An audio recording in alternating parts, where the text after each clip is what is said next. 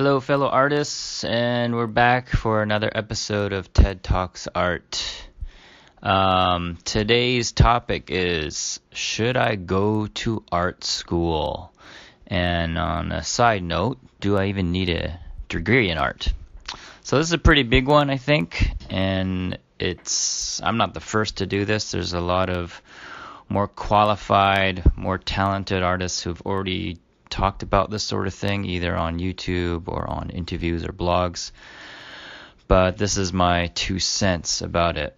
So one caveat before I get started, especially to anyone who is maybe cynical because they know I'm a teacher. So just because I'm a teacher, it doesn't mean my automatic response will be, of course you should go to art school because, well, if you don't and schools like this fade, then I won't have a job. No, I mean, my allegiance is to students, to artists, not to schools, if that makes any sense. And I tell my students that actual thing, that fact. And I think this is a necessary topic because schools have changed in terms of programs to some degree or what's available, but what hasn't changed is certain systematic ways of running and approaching school and school systems, and also the culture and I guess certain misnomers or inaccurate beliefs that come from parents of students and students who enroll in these, and it's not really their fault other than they're just following the norm. Now, I'm a believer of the fact that any education is a good education, but hold on there. Let me expand on that. It more has to do with, regardless of what you've ever learned, whether or not you continue in that field, there is some way to use that education or benefit from that. For example, I got my degree in finance and economics. I wasn't very good at it. I was fine, but it wasn't, as I mentioned, wasn't my thing. It's not what I'm passionate about. And I thought it would never come back. Like anything that I learned, I thought I'd forgotten about economics and rules and principles. But the ironic thing is, when I started to freelance in particular, a lot of those concepts came back. Like I mentioned, the concept of opportunity cost in the last episode, and things like that, diminishing returns. All those things that I learned in economics, which I thought had nothing to do with art at the time, actually came back into play. Now, that being said, even though I believe you can benefit from any education, the reality is it costs money. And this day and age, it's costing more and more money. So I have to be careful. I can't just throw around that statement, oh, any education is a good education. Just try it. Just learn it. Well, if I tell my students, as I said last video, that are you paying 30 grand just for a hobby? That's a pretty expensive hobby. So that kind of seems kind of conflicting with the statement that I just said, that any education is a good education. I think especially because the cost of tuition has gone up. What I used to say was, once you're in school, for most students who come out of high school, they don't know what they want to do. That's the whole reason why they're going to post-secondary colleges and things, to figure that out. Part of the, I think what has kind of continued from previous generations, and I still see that today, is parents have maybe this inaccurate belief that many, if not most students, when they enter college, know what they want to do in terms of a future, and therefore they pick that thing to study, and then when they graduate, they're going to get a job related to that. My experience when I was in university, and in talking to university students now, that's not true. I think the majority don't know what they want to do. Maybe a more accurate statement is a very small percentage know without a doubt what they want to do in life and pursue it. Maybe that's a more accurate statement. But the majority have at least some element or aspect of uncertainty. And a huge chunk of that are students who really aren't sure. And so they're just testing things out by going to school. I basically went through that to the point of took me to a while, as I mentioned. I not until after I completed the degree and did another year of unclassified studies back in BC before I finally realized and woke up. So come on, dummy, you want to do art. But when I think back, I went to university in the 90s, and so tuition in Canada was on average $2,200. So in a 4-year program, most students, their total tuition costs was less than $10,000. It was maybe 8 or 9.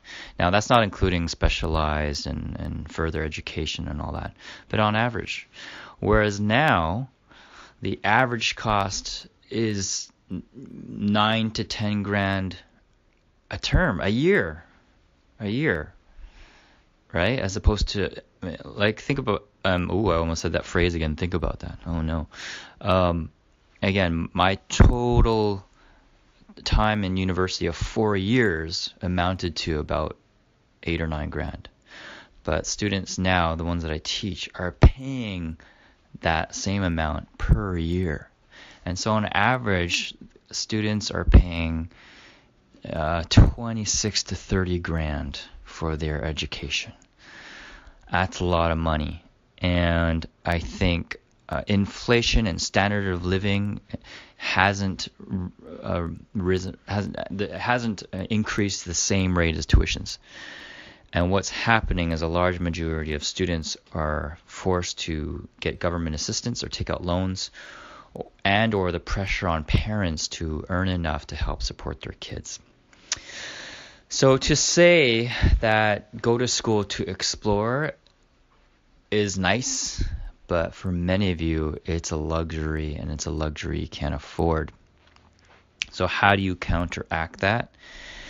And how is it still possible to explore? Because that doesn't change the fact that many young people don't know what they want to do, right?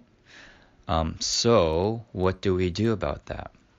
Well, the nice thing, despite the rising costs, on the plus side of today's generation and where we stand, is the digital age and the internet.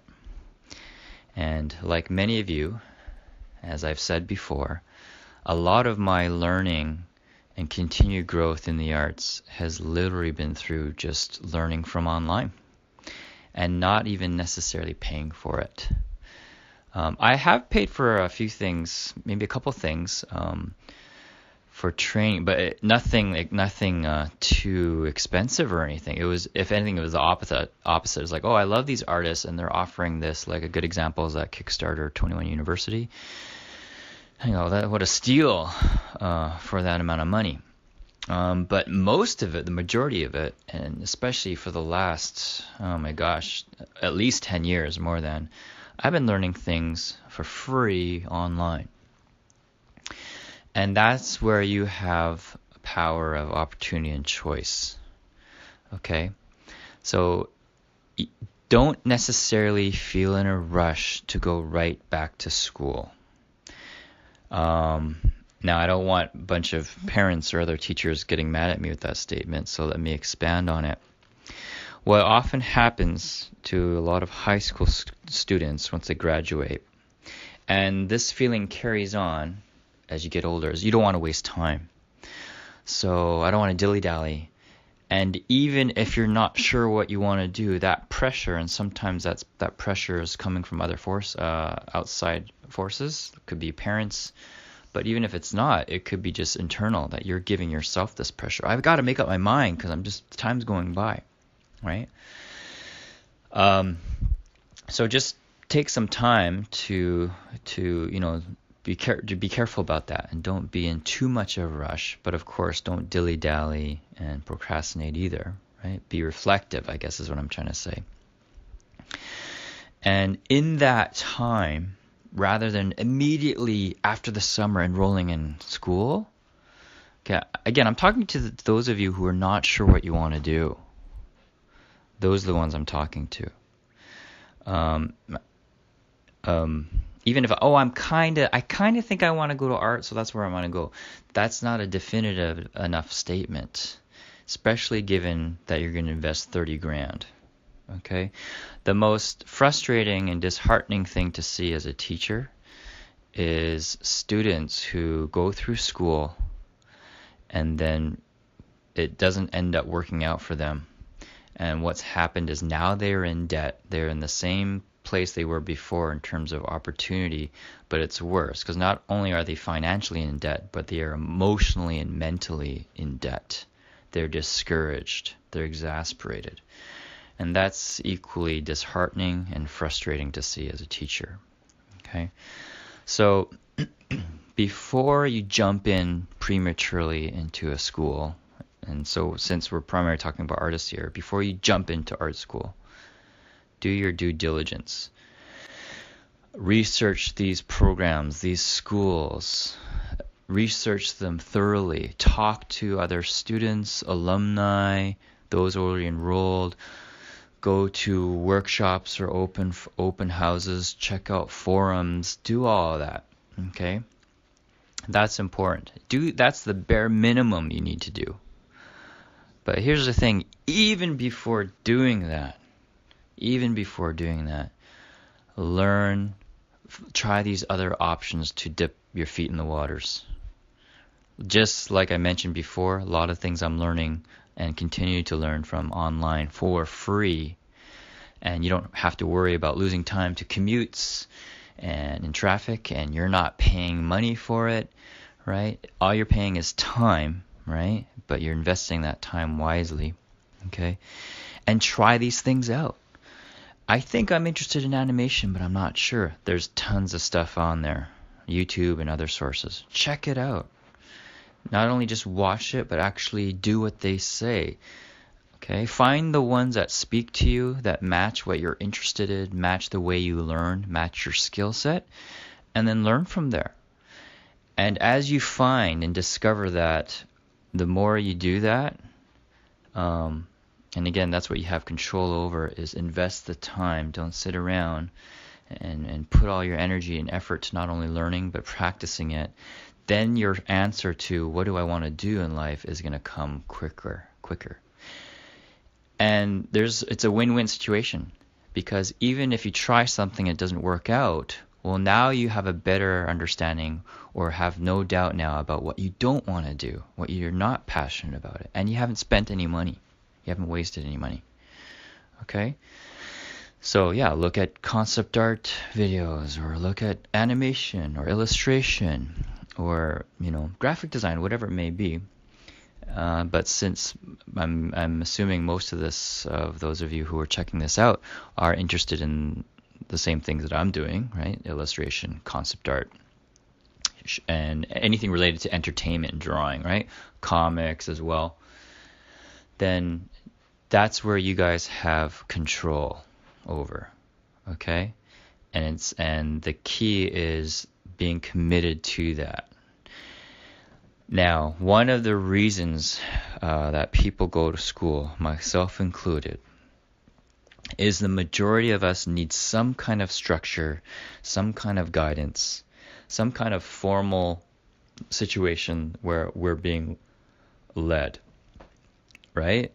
That's why the majority go to school. So it's very important now that when you are exploring things on your own, you have to take initiative. And as I mentioned in the past, it's not necessarily dependent on a person to be very mature and organized and very administrative. The key is what again? When you know what's important to you and what you're passionate about, or okay, there might be a conflict there because it's like, oh, I'm not sure, I don't know what I'm passionate about, that's why I'm going to try it. Well, then the before that would be, it's very important to you, you're passionate about figuring what your passion is, if that makes any sense. So that's the caveat, is since no one is telling you to do this, no, you're not in a physical space or formal structure or pressure to explore, that's all on you. That's the only thing that definitely that is up to you. The power is in your hands. Okay. Once you decide on that, then yes, go to town on this. Check out YouTube, check out this source, check out that artist, check out his blog, check out his tutorials, check out his breakdowns, check out his step-by-steps. Try them yourself, practice it, invest, stay up late, put many hours into it. Then you'll know sooner rather than later, yeah, I'm pretty confident this is what I want to do. And then once you've done that, then yeah, start to look at some schools. But again, not all schools are the same. It is a lot of money. Not every school is perfect. There is, as other artists like I think Noah Bradley has talked about this. You should watch his video. Where you have to be sure about what you want to learn. Okay? Because if you go to a program that teaches a little bit of everything, that only works out for people who can adapt to that or like that sort of thing and can work with it. But I've had students who are definitely already knew they loved to draw and they're quite good at it, but because it's not a drawing school and they're learning modeling and animation and game design and all that, they suffered because they couldn't do it, they weren't interested in it, and they were failing it. So once in a while, there'll be students after a long talk and figuring out all these things and asking questions, is give them some alternatives. You don't need to. It might be better actually to withdraw, save that money, and redirect that money either to another school, like that does illustration, whether it's Sheridan or OCAD or whatever. I'm talking about schools here in Toronto, but it doesn't have to be, right? If you find after exploring these things, and it's kind of the self-taught route, but being self-taught now compared to 10 years ago is very different because of this advantage of essentially online community now being your teacher. That's a huge benefit that wasn't there before, and it makes it more accessible for people who want to learn on your own. So after you've done all that exploration and you figure out, oh yeah, I want to be an illustrator, or I want to be a concept artist, or I want to be a comic book artist, then you could decide to go that route in a more formal and committed manner. So instead of enrolling at a physical or a college or school, it might be, I am going to invest the money in Gnomon workshops, or I am going to invest in schoolism, Bobby Chu's thing, right? Or these other options, Gumroad or Patreon or whatever, right? And then you make that call because now you yourself know yourself better and how you learn and your circumstances in terms of time and finances and other resources that you are willing to commit or are able to commit. And then you can make a more thoughtful and educated decision about whether or not I need to go to an actual art school or an online school or a smattering and a smorgasbord of different options. It might be both. It might be, here's a local workshop or a short program that teaches these two courses. I'm going to take that. But this other stuff I want to learn, I'm learning from this guy from Patreon or on Gumroad or Gnomon Workshop. Who says you can't mix it up like that? That's what I'm doing, right? I'm learning from books, I'm learning from videos, but the key is I'm practicing, drawing. So especially you young people, those of you who are coming out of high school and are trying to figure this out, just stop and think and test the waters before you commit that 30 grand, before you commit that 15 grand that's not yours and belongs to the government. And even though you don't have to pay it now, you're gonna have to pay it later. And as I've mentioned in the past, that's what happened to me. I did 2 out of 3 years at the Kubert School. I loved my experience at the Kubert School in New Jersey. I was finally at that point where I knew I wanted to pursue illustration. I didn't know I was going to go to concept art and all that. I thought I was going to be a comic book artist. But I learned all the fundamentals that to this day I use, and it has allowed me to do a variety of type of projects and jobs related to illustration and concept art. I got the training in the fundamentals, which is important. But I didn't get it completely. I didn't get it all, you know. I only did 2 out of 3 years. And so what happened, Ted? Why did you only do 2? You were 2/3 done. What happened? Life happens, just like the rest of you, right? Number one, tuition was getting too much. So in the 90s, I said my university degree was about 8-9 grand.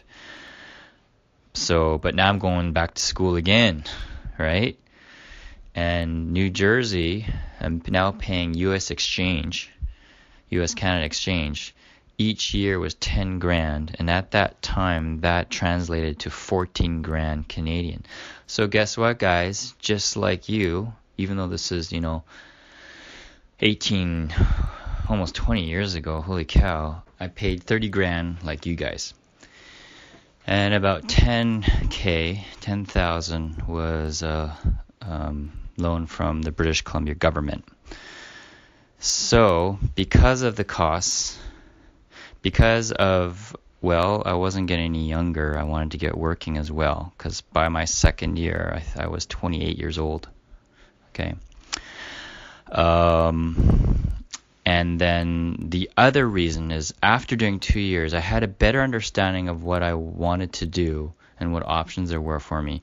And comic books is it's a tough industry.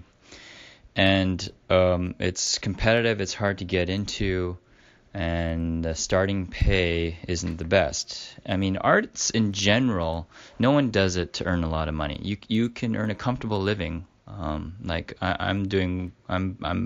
very grateful. I'm blessed at this point of my life that I can not have to worry about paying bills or putting food on the table. I can give things to my wife, and I can provide things for our kids. We can take vacations and all that sort of stuff.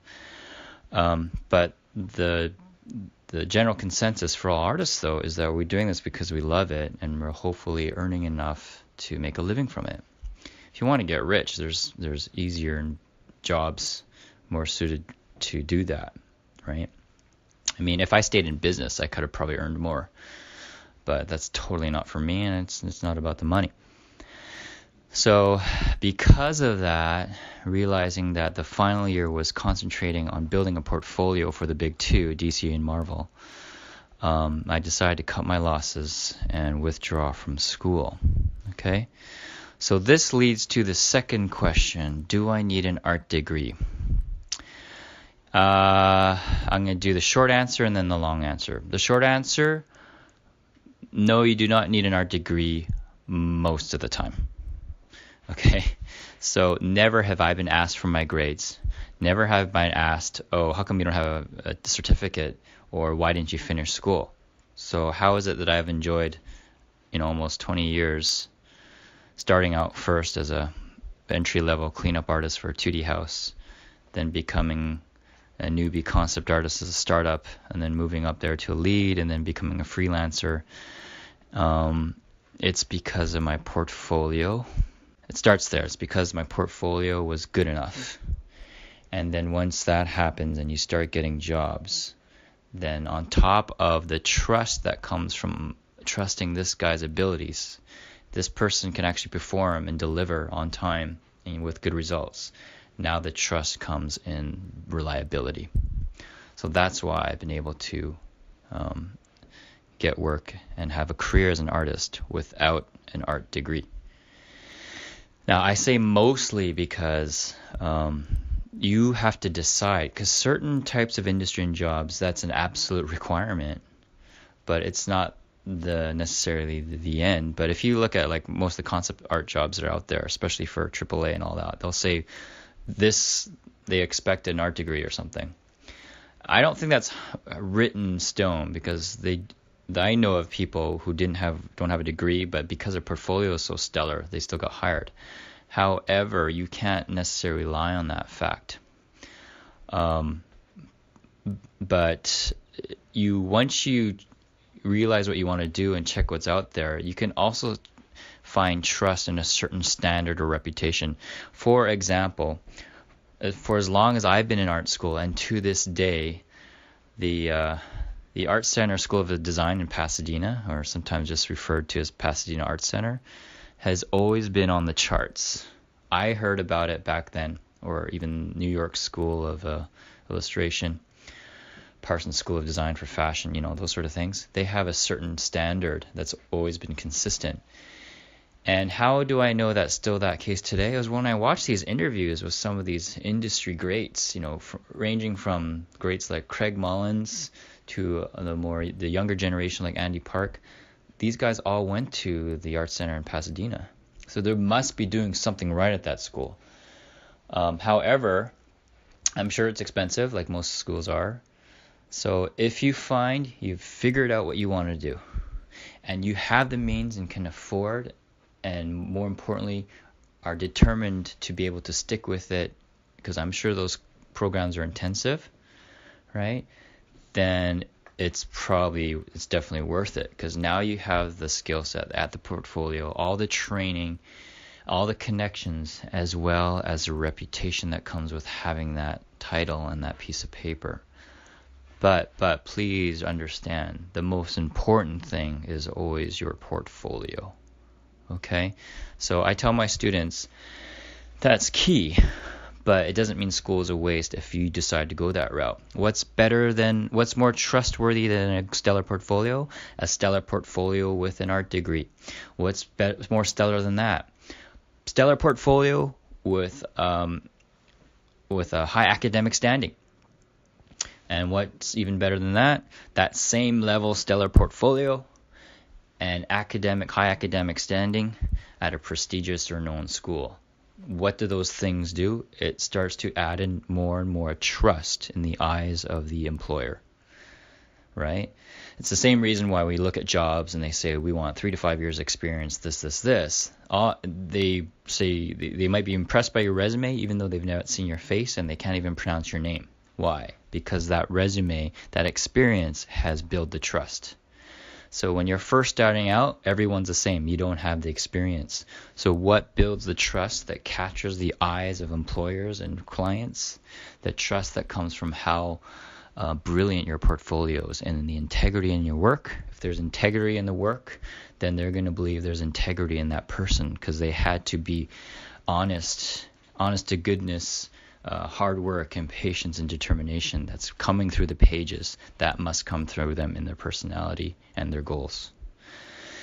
So I think that's all I want to say about that. Hopefully that clarifies some things, that helps you. Again, it's my opinion, but I'm sure and I know I'm not alone in this.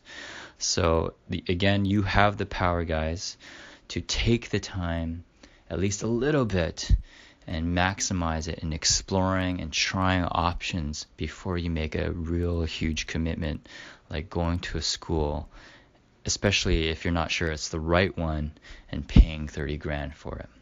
Okay? So yeah, I think that's all I want to say. Again, if you're enjoying this, please subscribe to the channel. And in the comment section, if there's topics you want me to discuss, put them in there. I'll take a look. Until next time, see ya.